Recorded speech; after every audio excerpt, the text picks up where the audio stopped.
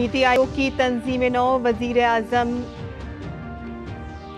सदर सुमन के बैरी, नायब सदर राजनाथ सिंह, अमित शाह के अलावा शिवराज सिंह चौहान समेत कई मरकजी वुज़रा और इत्तेहादी जमातों के रहनुमाओं को मिली जगह। गवर्नर के खिलाफ हतक आमेज बयान न दें ममता बनर्जी, कोलकाता हाईकोर्ट की हिदायत। गवर्नर सीवी आनंद बोस ने फैसले का किया खैर मकदम।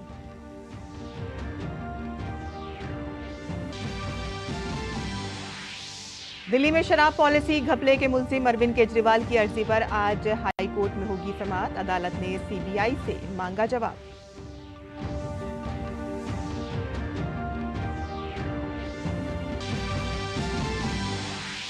राम मंदिर की सिक्योरिटी का जायजा लेने के लिए आज अयोध्या पहुंचेंगे एनएफजी के कमांडर। शहर के सिक्योरिटी निजाम का भी लेंगे जायजा।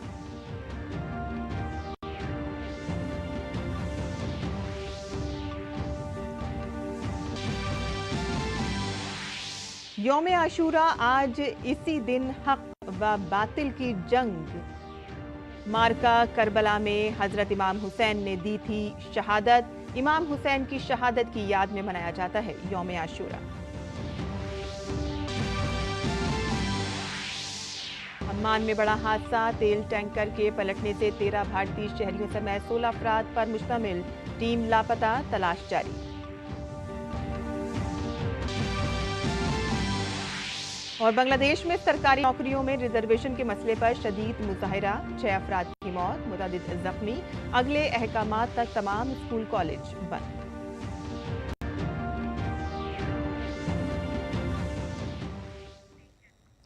आदाब नाज़रीन, खबरनामे में आपका इस्तकबाल है। मैं हूं साइमा खान। अब खबरें तफसील से। वज़ीर आज़म नरेंद्र मोदी ने नीति आयोग की तंजीम नौ को मंजूरी दे दी है। सुमन के बैरी को नीति आयोग का नायब चेयरमैन मुकर्रर किया गया है और इसके अलावा 4 कुल वक्ती अरकान भी मुकर्रर किए गए हैं। इनमें डॉक्टर वी के Saraswat, professor Ramesh Chandra, doctor V के पॉल और अरविंद वीरमानी शामिल हैं। जबकि मरकजी वुज़रा राजनाथ सिंह, अमित शाह, निर्मला सीतारमण और शिवराज सिंह चौहान को साबिक रुकन बनाया गया है और इसके अलावा 10 खास मेंबरान बनाए गए हैं। इनमें एनडीए के इत्तेहादियों को भी जगह दी गई है।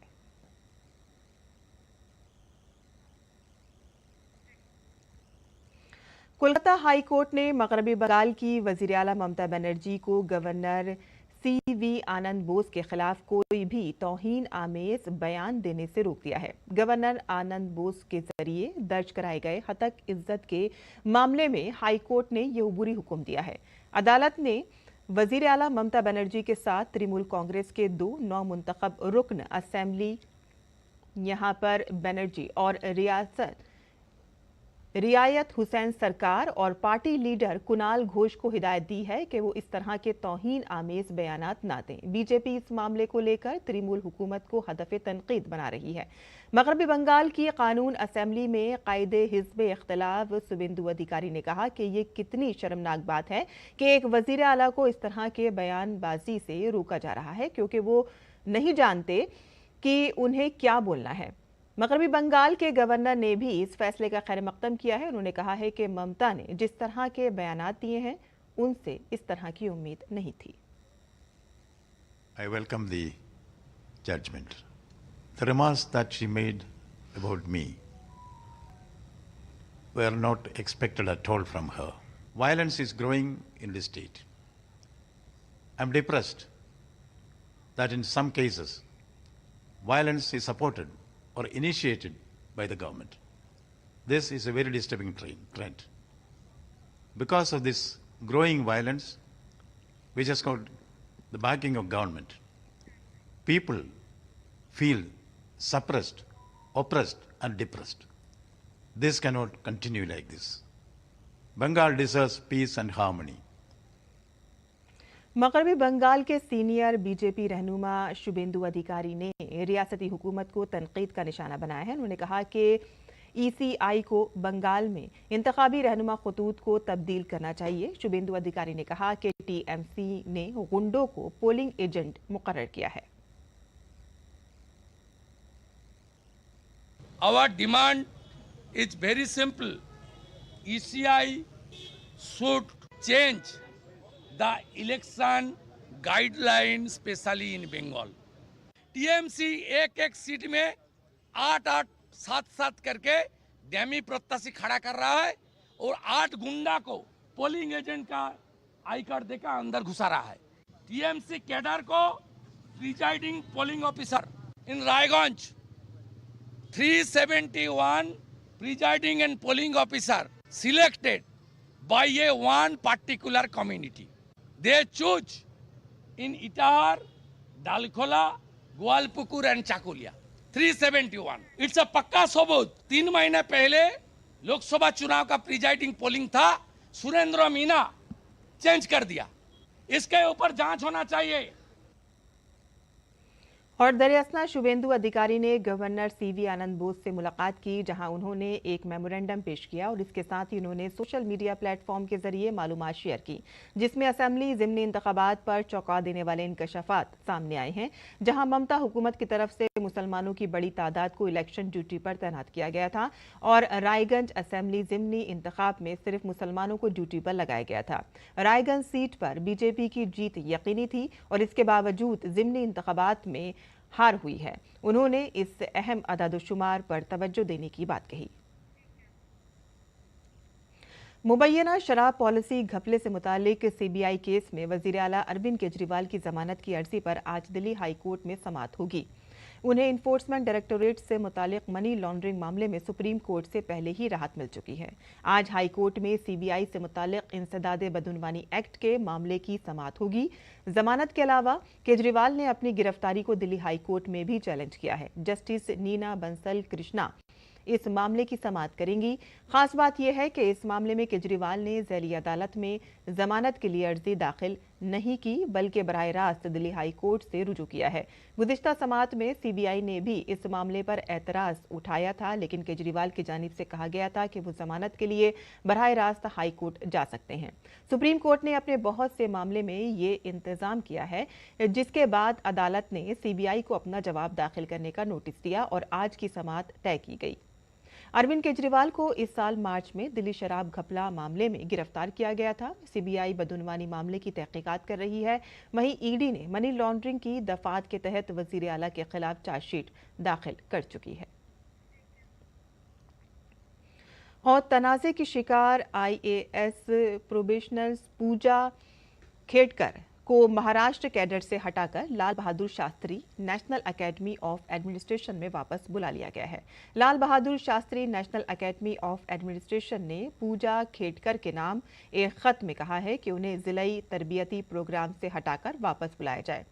ट्रेनी IAS पूजा खेड़कर पर जिस्मानी माजूरी के जुमरे के तहत फायदा हासिल करने का इल्जाम है कि पूजा की माजूरी की सर्टिफिकेट जारी करते वक्त जवाबित पर अमल नहीं किया गया, जो कि सरकारी मुलाजमत में फायदा हासिल करने के लिए माजूरी के मुकर्ररा मयार से बेहद कम है। हुकूमत ने मामले की जांच के लिए एक रुकनी कमेटी तश्कील दे दी है। कमेटी 2 हफ्तों में अपनी रिपोर्ट पेश करेगी।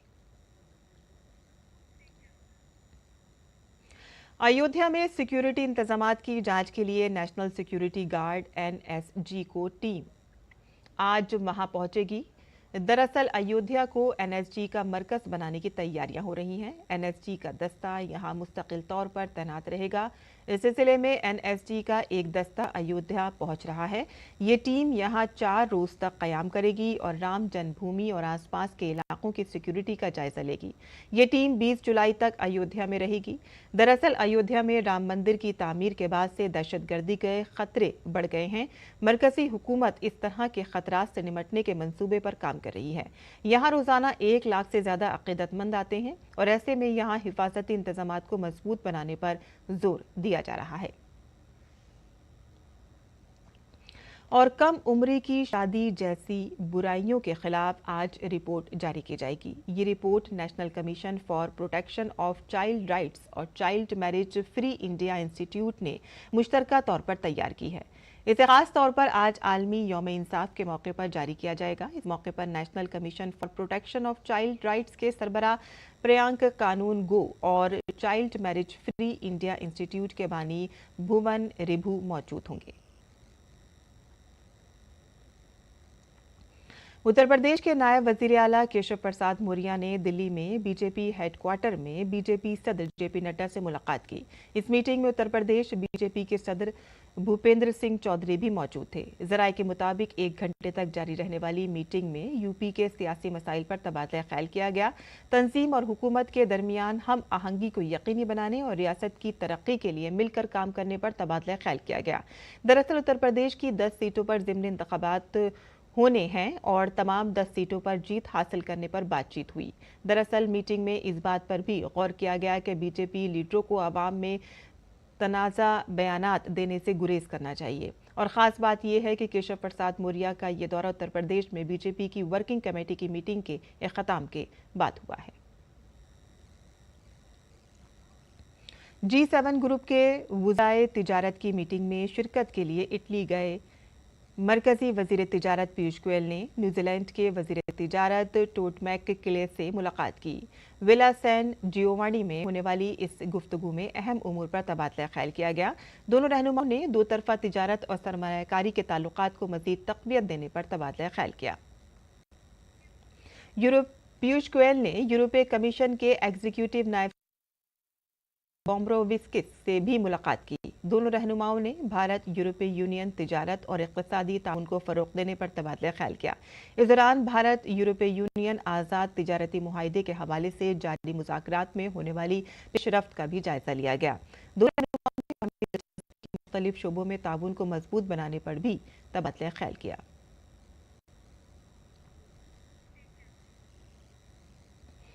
और उत्तर प्रदेश में बारिश का सिलसिला जारी है। महकमे मौसमियात के मुताबिक उत्तर प्रदेश में आइंदा चंद रोज तक बारिश का इम्कान है। महकमे मौसमियात ने आज शदीद बारिश का अलर्ट जारी कर दिया है। इसके अलावा मगरबी उत्तर प्रदेश के इलाकों में गरज चमक के साथ कुछ बारिश की वार्निंग भी जारी की गई है। लोगों से दरियाओं और तालाबों से दूर रहने को कहा गया है। उत्तर प्रदेश में सैलाब की सूरत हाल भी तशवीशनाक है। आजमगढ़, मऊ, बलिया, पीलीभीत, शाहजहांपुर, कुशीनगर, श्रावस्ती, बलरामपुर, लखीमपुर खीरी, बाराबंकी, सीतापुर, गोंडा, सिद्धार्थनगर, मुरादाबाद, बरेली और बस्ती समेत 20 अजला में सैलाब की वजह से निज़ाम जिंदगी दरहम बरहम है। गंगा, गोमती, शादरा समेत कई नदियां खतरे के निशान से ऊपर बह रही हैं। वाराणसी में गंगा के पानी की सतह में तेजी से इजाफा हो रहा है। बरेली, पीलीभीत और शाहजहांपुर के 20 अजला की 69 तहसीलों और शहरी इलाकों के कुल 1571 गाँव सैलाब से मुतासिर हुए हैं, जिसकी वजह से अब तक तकरीबन 15 लाख लोग मुतासिर हैं। राब्ता मुनक़ता होने से कई गांव जजीरों में तब्दील हो गए हैं। वज़ीर आला योगी आदित्यनाथ ने सैलाब की सूरत हाल पर मुसलसल नजर रखे हुए हैं। उन्होंने आला सतही इजलास में सैलाब की ताज़ा तरीन सूरत हाल का जायजा लिया और इंतजामिया को जरूरी हिदायत भी दी है। वहीं केरल में मूसलाधार बारिश की वजह से मामूलाती जिंदगी दरहम बरहम होकर रह गई है। इंतजामिया ने आज 8 अजला में तालीमी इदारों में तातील का ऐलान किया है। जिन अजला में तातील का ऐलान किया गया है उनमें कन्नौर, कोझिकोड, वायनाड, पलक्कड़, थ्रिसूर, उडुक्की, अलप्पुझा और कोट्टायम शामिल हैं। इन अजला में ट्यूशन सेंटर, आंगनबाड़ी और प्रोफेशनल एजुकेशन कॉलेजों समेत तमाम तालीमी इदारों में छुट्टी रहेगी। और ताहम जिला मजिस्ट्रेट ने वाजे किया है कि पहले से तयशुदा इम्तिहानात के शेड्यूल में कोई तब्दीली नहीं की जाएगी। भारतीय महकमा मौसमियात ने रियासत में अगले 4 दिनों तक शदीद बारिशों की वार्निंग दी है। मलापुरम, कोझिकोड, वायनाड, कन्नूर और कासरगोड अजला में बारिश के लिए ऑरेंज अलर्ट जारी किया गया है, जबकि पथनमथिट्टा, अल्लापुझा, कोट्टायम, उडुक्की, एर्नाकुलम, थ्रिसूर और पलक्कड़ अजला में आज येलो अलर्ट जारी किया गया है। खराब मौसम के पेश नज़र केरल, कर्नाटक और लक्षद्वीप के साहिली इलाकों में इंतजामिया ने माहीगीरों को समंदर में ना जाने की हिदायत दी है। वहीं गुजरात के कई इलाकों में गुज़िश्ता 24 घंटों के दौरान शदीद बारिश हुई है, जिसकी वजह से कई इलाके ज़ेर-ए-आब हो गए हैं। महकमे मौसमियात ने आज गुजरात में मूसलाधार बारिश का अलर्ट जारी किया है। जामनगर, खंबालिया, ओखा, द्वारका, पोरबंदर, सोमनाथ, दीव, ऊना, वेरावल और भावनगर समेत सौराष्ट्र के पूरे साहिली समंदर पर शदीद बारिश की वार्निंग जारी की गई है। गुजरात में मूसलाधार बारिश के बाद सूरत हाल बहुत खराब है। सुरेंद्रनगर, नवसारी और जूनागढ़ में बारिश के बाद आम जिंदगी बुरी तरह से मुतासिर हुई है। सड़कें पानी में डूबी हुई हैं, इलाके जेरेआब हो गए हैं, ट्रांसपोर्ट का निजाम दरहम बरहम हो गया है। बारिश के बाद सरदार सरोवर डैम में पानी की सतह 52 सेंटीमीटर का इजाफा रिकॉर्ड किया गया है। और कॉमन सर्विस सेंटर कौम की तामीर में एक अहम कड़ी है, लेकिन आने वाले 15 सालों में इसे टेक्नोलॉजी, मसनूई जहानत, ज़राअत, रोजगार समेत इख्तरात के जरिए मजीद मौसर बनाया जाएगा। ये कहना है इलेक्ट्रॉनिक्स और इंफॉर्मेशन टेक्नोलॉजी के मरकजी वजीर ममलिकत जितिन प्रसाद का।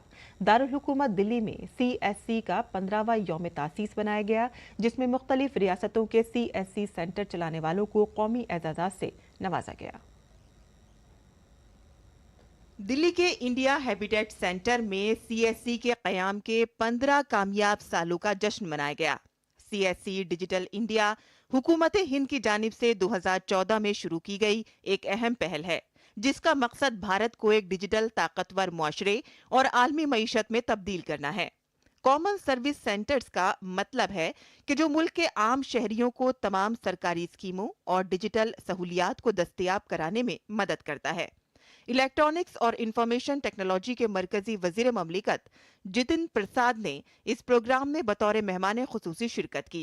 प्रोग्राम से खिताब करते हुए मरकजी वजीर जितिन प्रसाद ने कहा कि हमारे मुल्क में डिजिटल इनकलाब को आम आदमी तक ले जाने और निचली सतह पर सरकारी स्कीमों को नाफिज करने में CSCs का किरदार अहम है, लेकिन अब आने वाले 15 सालों में CSCs को जदीद टेक्नोलॉजी से आरास्ता, मसनूई जहानत, ज़राई इस्लाहात, रोजगार में इजाफे के मैदान में इसे मजीद मौसर बनाने पर गौर करने की जरूरत है।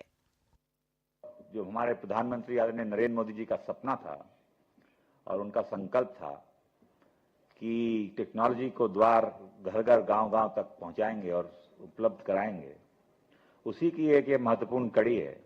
ये 15 साल तो आपने बहुत अच्छी तरीके से CSCs के निकाले हैं और बहुत महत्वपूर्ण भूमिका निभाई है, मगर आने वाले 15 साल में क्या होगा इसके हमें विचार करना है। आज इसको नेक्स्ट लेवल पे कैसे ले जाना है, कि उसको नई टेक्नोलॉजी से कैसे जोड़ा जाए, आर्टिफिशियल इंटेलिजेंस का कैसे इसमें इस्तेमाल किया जाए। नेक्स्ट 15 इयर्स का top of the line model CSCs बनाइए भारत में, जहां उसकी ब्रांडिंग हो, लोग देखें समझें उसको, और सशक्त बनाइए और वॉलंटियर्स जोड़िए, रोजगार दीजिए, उनकी आमदनी बढ़ाइए। CSC मुख्तलिफ डिजिटल खिदमात फराहम करने का एक प्लेटफॉर्म फराहम करता है, जैसे कि आधार कार्ड बनाना, पैन कार्ड बनाना, पासपोर्ट की दरख्वास्त, सरकारी स्कीमों का रजिस्ट्रेशन। इस वक्त मुल्क भर में शहरी और देही समेत 15 लाख से ज्यादा CSC मराकिज काम कर रहे हैं। CSC के 15वें यौम तासीस पर मुख्तलिफ रियासतों के CSC सेंटर ऑपरेटर्स को उनकी बेहतरीन कारकर्दगी के लिए कौमी अवार्ड से नवाजा गया। इस मौके पर अपने तजर्बात का इजहार करते हुए CSC ऑपरेटर्स ने बताया कि किस तरह से उन्होंने CSC में शामिल होकर इस्तेहकाम और माशी फवाइद हासिल किए और नेशनल अवार्ड से नवाजे जाने पर खुशी का भी इजहार किया। हमारा प्लस पॉइंट क्या है कि घर बैठे अर्निंग हो रही है, प्लस मेरे साथ मेरी वाइफ, मेरी मदर, मेरा ब्रदर, हम चारों मिलके उस सेंटर को चला रहे हैं, जिसमें मेरे पास CSC का बाल विद्यालय भी है, हम फास्टैग भी प्रोवाइड कराते हैं, एकेडमिक सेंटर्स भी हैं, एग्जाम सेंटर्स भी हैं, A to Z all service in one centre. इस सर्विस से करने के बाद मेरी अर्निंग इतनी है कि मैं अपने साथ अपने 4 परिवार का भी हिस्सा चला पाता हूँ और मैं इससे काफ़ी सेटिस्फाइड हूँ। सब कुछ सुविधा से हो जाता है। वो ग्रामीण लोग जो शहर से नहीं आ पाते वो गांव में हो जाता है। बैंकिंग सुविधा मैं प्रोवाइड करता हूँ, उसमें भी बहुत अच्छा तरीका से कस्टमर जो सर्विस पाया जाता है। 7 सालों में मैंने बहुत काम किया, मुझे बहुत मज़ा आया, लेकिन कभी सोचा नहीं कि मुझे नेशनल अवार्ड मिल जाएगा। आज मैं रहता हूँ मेघालय में, मेघालय से यहाँ तक आया इसी अवार्ड के लिए, इतना प्राउड फील हो रहा है आज। इनमें से बहुत से लोगों ने अपनी मुलाजमतें छोड़कर CSC ऑपरेटर के तौर पर खुद रोजगार शुरू किया और लोगों को रोजगार भी फराहम किया।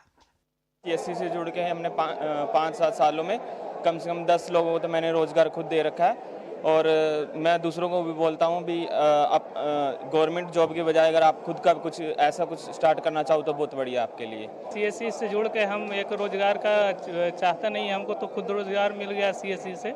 इससे लोगों को बहुत सारे लाभान्वित कर रहे हैं हम, और 200 से 250 कस्टमर्स को डेली हम डील कर रहे हैं। छोटी छोटी सर्विसेज लेने में ये प्लेटफॉर्म बहुत आसान रहता है। जैसे बच्चों का कोई स्कूल का काम हो गया, या फिर उनका पीएम किसान का कोई पैसा नहीं आ रहा है, कोई सब्सिडी अटकी हुई है, गैस का सब्सिडी है, वो सारा काम हमारे सेंटर से इजीली हो जाता है, जो हम फिंगरप्रिंट बेस्ड और आधार बेस्ड केवाईसी करके उनका काम आगे का पूरा करते हैं।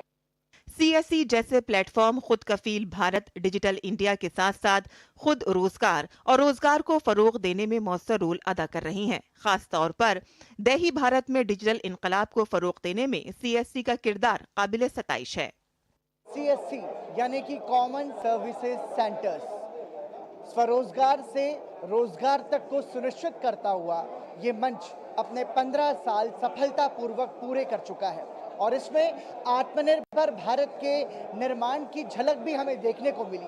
पूरे भारत में 5 लाख से ज़्यादा सीएससी के केंद्र हैं जो तमाम सारे युवाओं को आत्मनिर्भर बना रहे हैं और डिजिटल भारत को साकार करने में महत्वपूर्ण भूमिका निभा रहे हैं। कैमरा सहयोगी संजीव के साथ पराक्रम सिंह शेखावत, डीडी न्यूज़, दिल्ली। और भारतीय मईशत की बेहतरीन कारकर्दगी की वजह से मुल्क और दुनिया की ज़्यादातर रेटिंग एजेंसियों ने भारत की शरह नमू के तखमीने में तब्दीली करते हुए इसमें इजाफा किया है। बैनुल-अक़वामी मालियाती फ़ंड IMF ने ख़ास तौर पर दही इलाकों में निजी खपत के बेहतर इम्कानात का हवाला देते हुए माली साल 24 के लिए भारत की तरक्की की पेशनगोई को 0.2% से बढ़ाकर 7% कर दिया है। IMF ने वर्ल्ड इकोनॉमिक आउटलुक के अपडेट में कहा है कि भारत में तरक्की की पेशनगोई को भी 7.0% तक बढ़ा दिया गया है।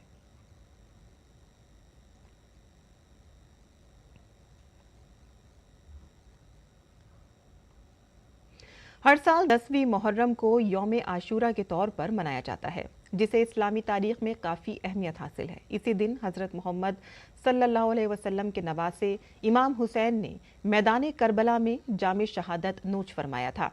हर साल नवासा रसूल की शहादत की याद में मुल्क भर में जुलूस निकाला जाता है और हज़ारों की तादाद में लोग इसमें शामिल होते हैं। मैदान करबला में नाइंसाफ़ी, जुल्म, तकब्बुर के खिलाफ हक और सदाकत के लिए हज़रत इमाम हुसैन और उनके 72 साथियों के जरिए दी गई कुर्बानी क़यामत तक के लिए याद की जाएगी।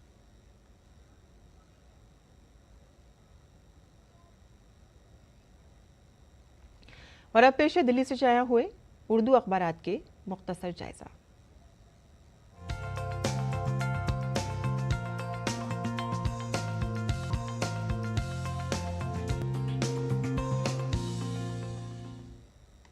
तो दिल्ली से शाया होने वाले उर्दू के अखबारात पर नज़र डालें तो सबसे पहले खबर जम्मू कश्मीर से है, जहां जम्मू कश्मीर में दहशतगर्दाना हमले अभी भी जारी हैं और डोडा में तसादुम हुआ है, जिसमें मेजर समेत 4 जवान शहीद हो गए हैं।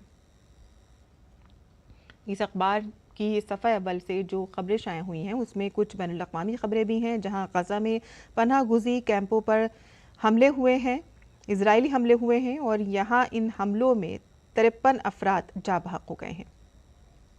आगे बढ़ते हैं, यहाँ आपको बता दें कि मुआहदे में फ़िलिस्तीनी कैदियों की रिहाई को इजराइल ने मुस्तरद कर दिया है।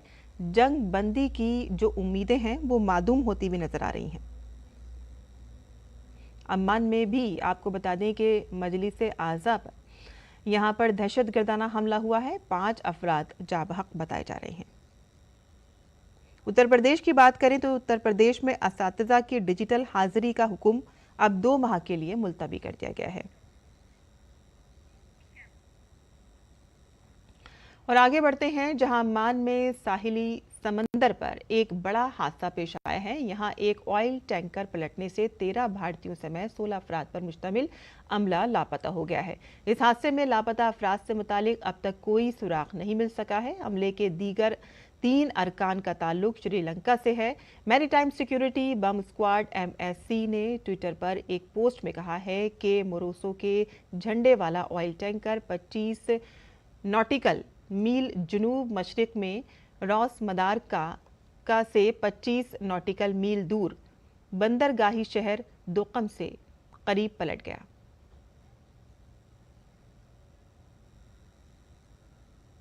और बांग्लादेश के कई शहरों में हजारों अफराद सरकारी मुलाजमतों में रिजर्वेशन के निज़ाम में बेहतरी का मुतालबा कर रहे हैं। पुरतशद्दुद मुजाहिरों के बाइस गुज़िश्ता 2 दिनों में 6 अफराद हलाक हो चुके हैं, जबकि मुतअद्दिद अफराद के जख्मी होने की इत्तला है। हुकूमत ने तशद्दुद के दरमियान स्कूलों और कॉलेजों को अगले अहकामात तक बंद रहने का हुक्म दिया है। दर हकीकत बांग्लादेश में रिजर्वेशन इस्लाहात पसंदों की पुलिस और हुक्मरां जमात अवामी लीग से वाबस्ता तलबा विंग बांग्लादेश छात्र लीग के साथ पुरतशद्दुद झड़पें हुई हैं। तलबा 5 जून के हाई कोर्ट के हुक्म को मनसूख करने का मुतालबा कर रहे हैं, जिसमें बांग्लादेश की हुकूमत से कहा गया था कि वो 1971 की बांग्लादेश की आज़ादी की जंग के जंगजुओं की औलाद के लिए 30% मुलाजमतों का कोटा बहाल करे। और अब पेश है मुल्क भर के मौसम का हाल।